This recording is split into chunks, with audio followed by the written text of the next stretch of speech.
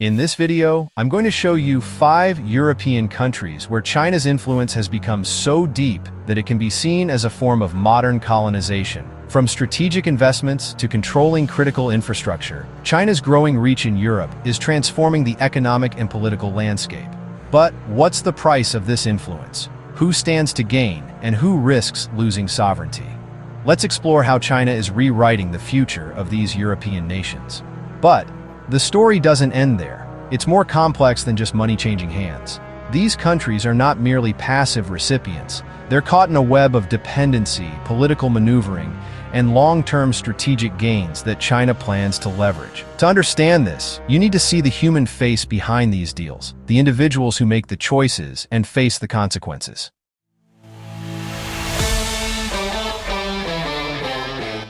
1. Italy, Luigi Di Maio and the rise of the Belt and Road Initiative. When Luigi Di Maio, Italy's former foreign minister, signed the Belt and Road Initiative (BRI) deal with China in 2019, he made history by becoming the first G7 country to do so. This deal, however, was just the beginning of a deeper relationship that would set the stage for Chinese colonization efforts in Italy. Di Maio, known for his populist approach, argued that this partnership would bring much-needed infrastructure investment to Italy. But that was just the start. The deal focused on projects like the development of the ports of Genoa and Trieste, two critical gateways for Chinese trade in Europe. By 2020, China's COSCO shipping had taken control of a major stake in the port of Piraeus in Greece, and China's eyes were firmly set on controlling Italian shipping routes as well. The impact of this is monumental. Italy, with its economic troubles, was now at the mercy of Chinese loans and projects. But as the debt started to pile up, Italy began to wonder, was this really a beneficial partnership? Fast forward to 2021, and the situation has only gotten murkier. Di Maio, once a fervent supporter of the deal, faced internal and external pressures. Critics argued that the Chinese investment would weaken Italy's sovereignty, particularly after a 2020 report warned that Chinese control over key Italian infrastructure posed a significant security risk. Even the EU, Italy's closest economic partner, began to question whether Italy was effectively giving up too much in exchange for immediate financial relief. That's where the story takes a twist. In 2021, Di Maio, under pressure from both China and his own party, hinted that Italy might reassess its participation in the BRI. But was it already too late? The question remains. What price has Italy truly paid for China's economic support?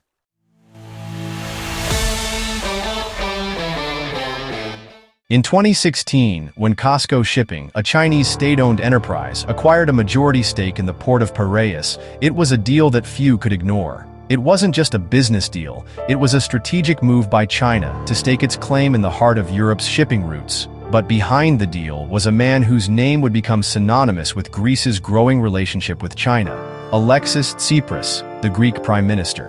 Tsipras, facing Greece's crippling debt crisis, looked for ways to alleviate the country's financial woes. And in COSCO, he saw an opportunity. The Chinese company had promised billions in investments to modernize Piraeus, making it a key hub for shipping in Europe. The deal was seen as a victory for Tsipras, but the long-term consequences were less clear. That was just the beginning. Tsipras's embrace of China wasn't limited to ports. China began investing heavily in Greek railways, energy infrastructure, and even culture, with Chinese tourists flocking to Greece in record numbers. But it didn't stop there. As Greece grew closer to China, its relationship with the EU began to fray. The EU, already skeptical of Chinese investments, began questioning Tsipras's ties with Beijing. In 2019, the EU formally issued a warning about China's rising influence in Greece, citing concerns about transparency and political leverage. But there's more to the story. In 2020, Tsipras faced backlash from his own party as Greek nationalists began to raise alarms over Chinese control of key Greek infrastructure. But by then, the damage had been done. Tsipras had already navigated the country into a precarious position, one where Greece's economic dependency on China was palpable. Could Tsipras have foreseen the long-term consequences of his choices? Or was he too focused on the immediate financial relief to see the bigger picture? The full impact of the Greek-Chinese alliance is still unfolding.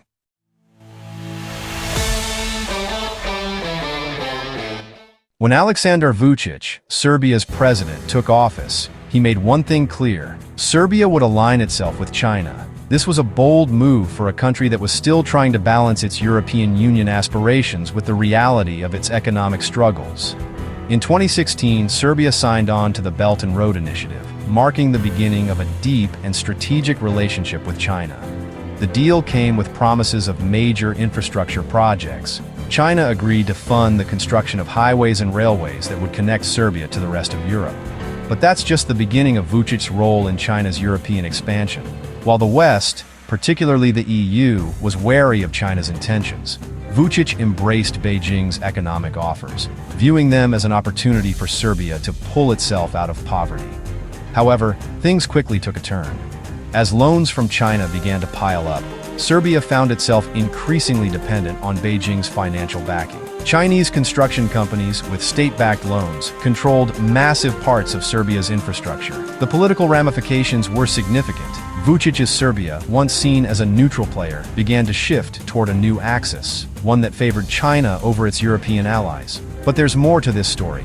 In 2020, Serbia received a shipment of vaccines from China, further cementing its relationship with Beijing. Vučić publicly praised the Chinese government for its generosity, calling the shipment a gift from a true friend. This was a critical moment. It wasn't just about trade and infrastructure anymore. It was about political allegiance. In exchange for economic support, Serbia had effectively sided with China in multiple global political forums, including the United Nations, where Serbia continued to support China's stance on issues like Taiwan and Hong Kong. In 2021, as Serbia's relationship with the EU grew colder, the question on everyone's mind was, at what cost had Vučić sold out to China? What would be left of Serbia's sovereignty when the dust settled?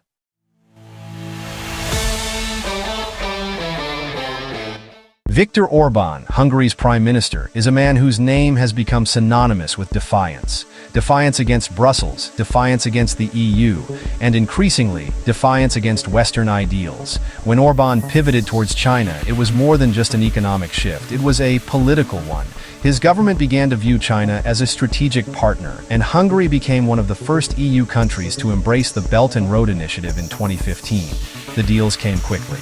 Hungary signed a railway deal with China that promised to link Budapest with Belgrade, a project that, despite criticism from the EU, went ahead.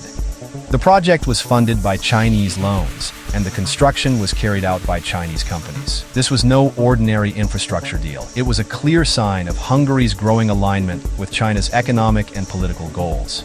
But there's more to it. Orbán's government did not just open the door for Chinese investment in infrastructure.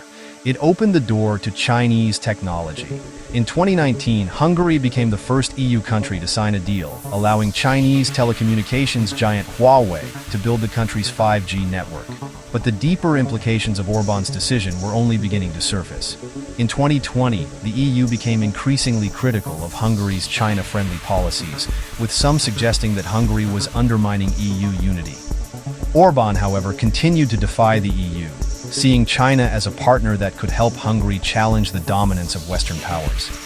The tension between Hungary and its European allies grew stronger as Hungary's reliance on Chinese loans and investments deepened. As Hungary continued to strengthen its ties with China, Orbán faced increasing opposition from within the EU, but he stood firm. His relationship with China was about more than just trade. It was about reshaping Hungary's role in Europe and the world. Would Hungary's commitment to China eventually erode its standing within the EU? Orbán's gamble may yet have a far-reaching impact.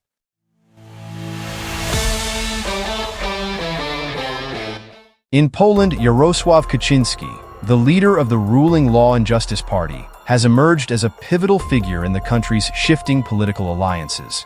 While Poland has long been a member of the EU, Kaczyński has been vocal about his skepticism towards Brussels, and his government has pursued a strategy of increasing relations with China. Poland joined the 16+1 framework, which was designed to bring together China and Central and Eastern European countries to deepen cooperation.